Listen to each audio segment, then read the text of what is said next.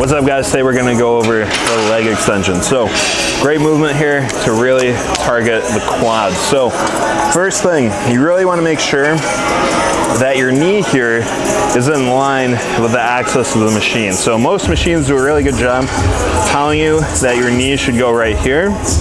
That's step number one. Step number two, you wanna lean back so these quads are fully lengthened, fully stretched out. That's step number two. Step number three, you wanna have your toes pointed up. And then we're gonna go ahead, come up, and flex the quads. Again, notice the knee, it's perfectly in line with the machine. I'm grabbing the handles here.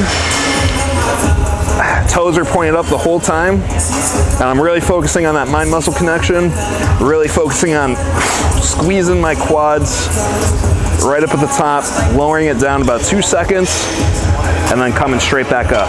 And that, guys, is gonna be our leg extension.